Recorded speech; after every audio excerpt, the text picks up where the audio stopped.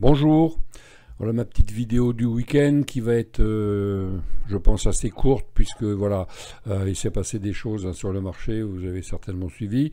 Là, je vous ai mis le Nasdaq puisque c'est là que j'investis le plus, hein. Je suis un trader de belle envolée, je ne trade pas pour le long terme.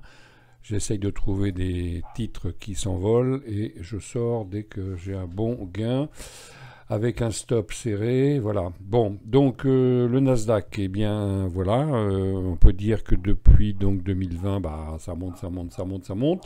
Et puis on a quelques petits signaux ici déjà. Là, on a un doji. Là, on a presque une étoile du soir avec un gap le lendemain.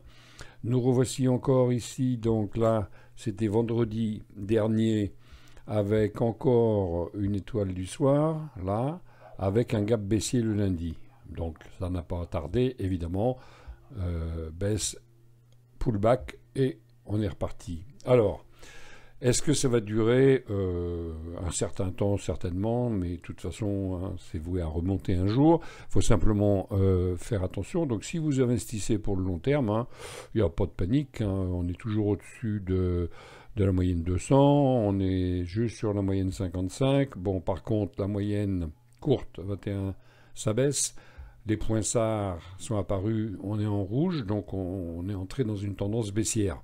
Jusqu'où ça va aller? Alors, on va essayer de voir ça. Alors, j'ai dessiné des choses, je vais vous montrer ce que j'ai dessiné.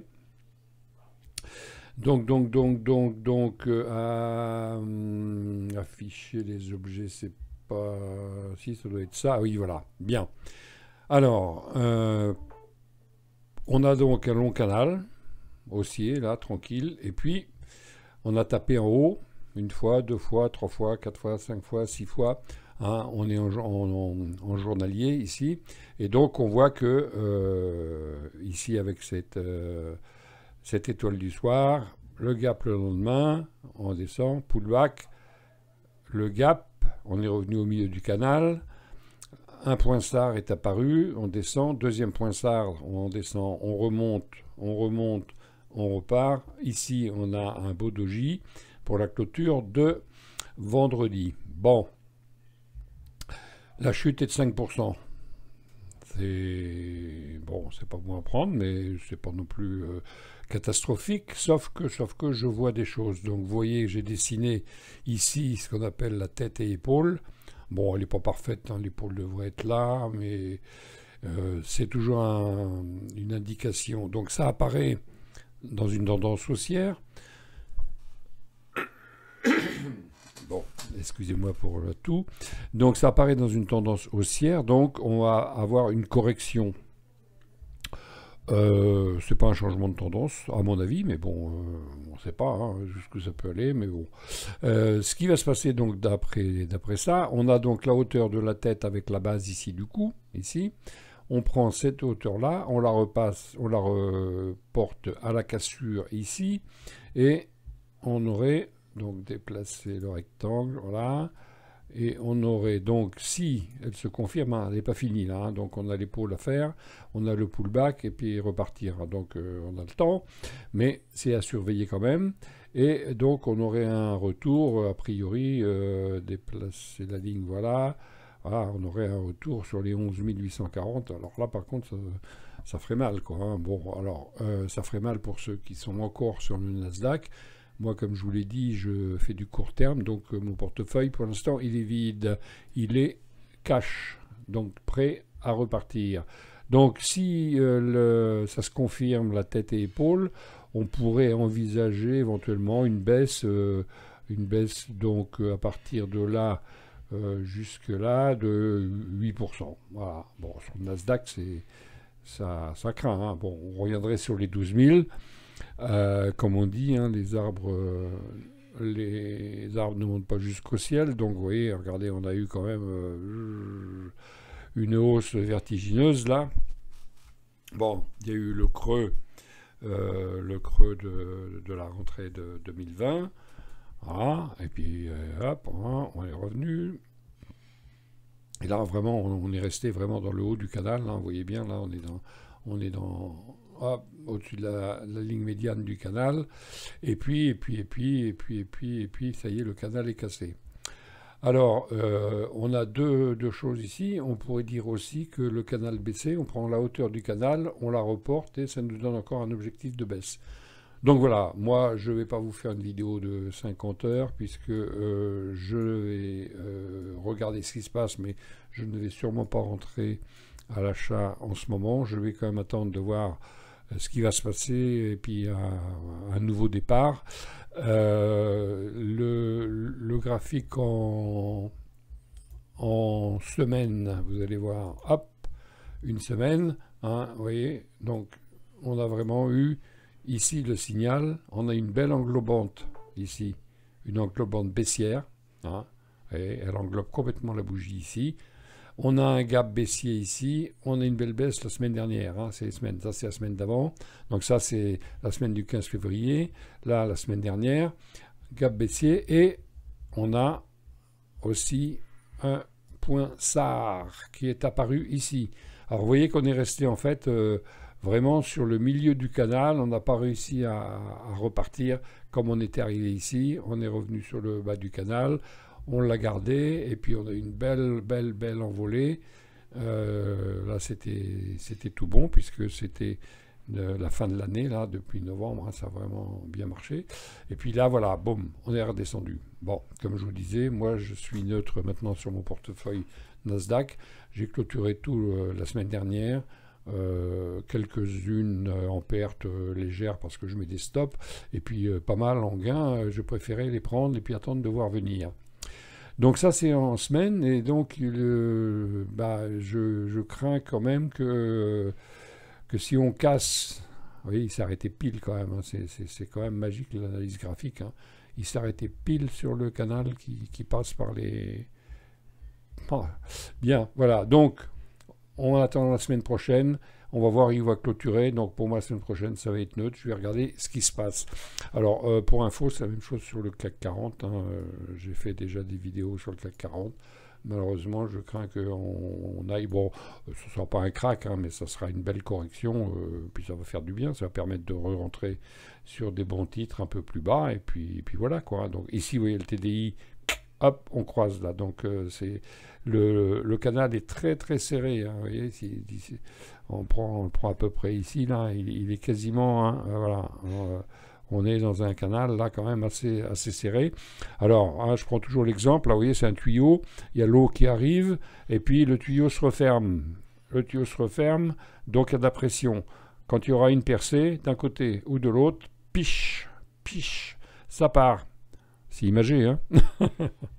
Bon, bah écoutez, voilà, c'est ce que je voulais vous dire. Alors, je vais vous montrer quand même, j'avais repéré quand même quelques titres avec mes screeners, hein, donc, alors, je vous l'affiche, j'ai celui-ci qui, bien que la situation soit pas très positive sur le Nasdaq, je vais quand même le suivre, parce que, alors attendez, ça c'est en semaine, je suis en journalier, hop.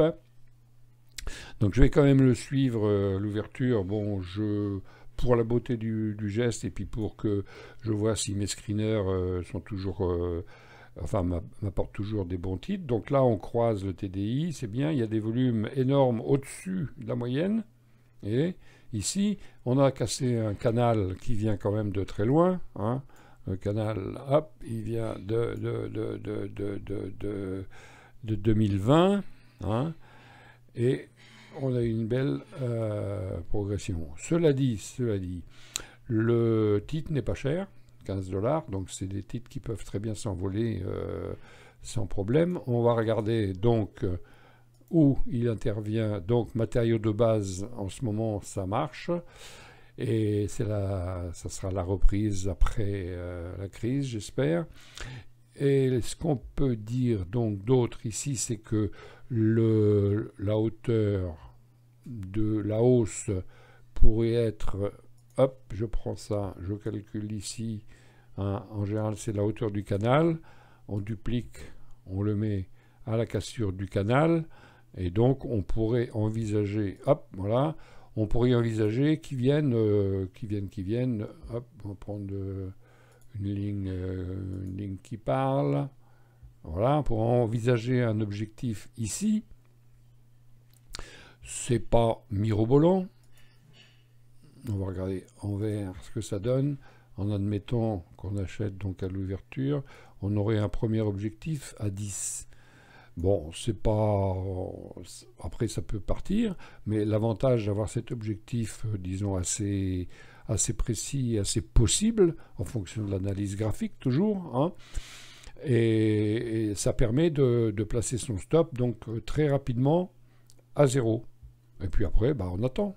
Soit le marché est gentil et ça monte, puis soit bah, c'était pas le cas et il redescend. Donc ça, selon comment ça va ouvrir lundi, je me la mets de côté, voilà.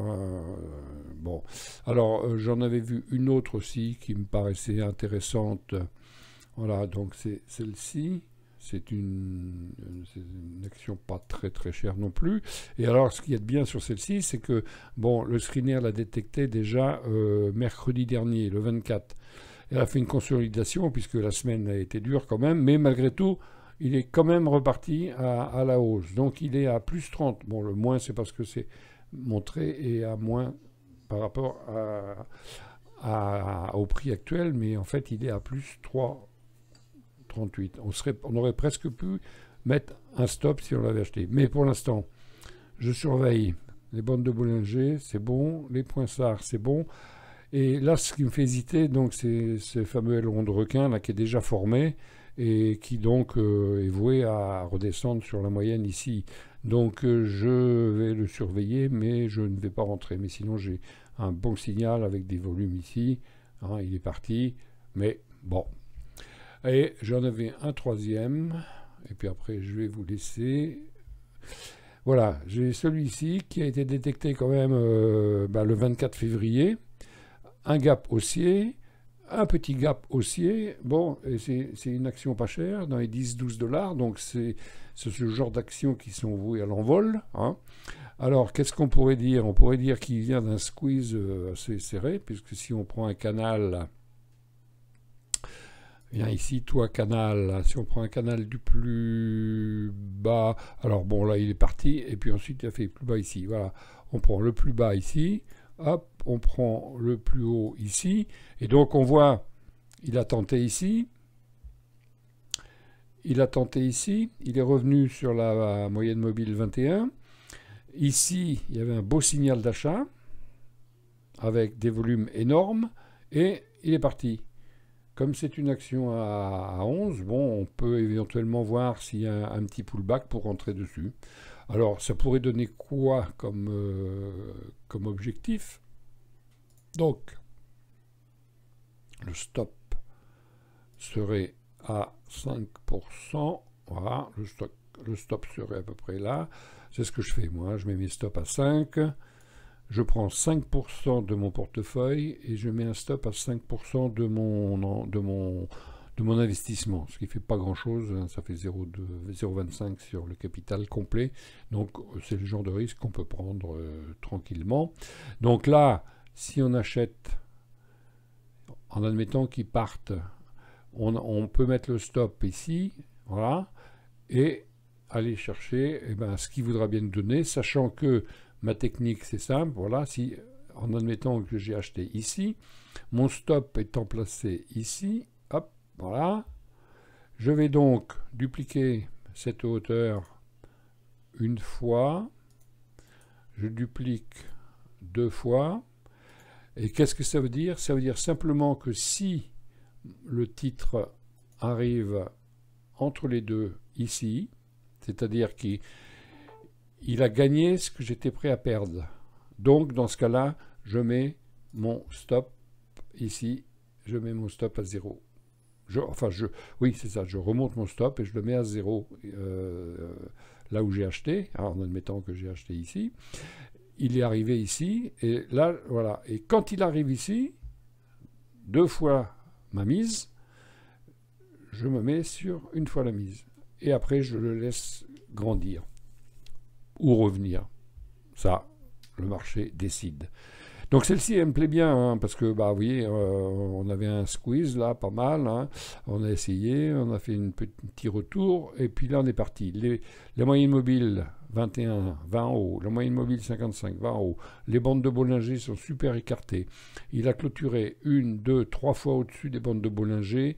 D'après les statistiques de l'analyse graphique, il pourra en faire encore 3, 4 fois au-dessus des bandes de Bollinger avant de de revenir un peu dedans, hein, et donc on pourrait envisager quelque chose. Mais compte tenu de ce que je vous ai dit sur le Nasdaq, ça va certainement faire partie d'une étude de cas, mais peut-être pas d'un investissement. Je vais essayer de me tenir à ce que je me suis promis, de ne pas investir la semaine prochaine pour voir ce qui va se passer. Voilà, bah écoutez, j'espère que ça vous intéresse, hein. Je vais m'arrêter là. J'avais dit que je ne ferais pas trop long, mais j'ai quand même encore fait 15 minutes. Voilà, bah écoutez, je vous remercie en tout cas de me suivre, et puis si vous aimez ce que je dis et ce que je fais, bah abonnez-vous, ça fera plaisir, mettez un pouce, et puis ça c'est encore mieux. Et puis je vous dis à bientôt, au revoir.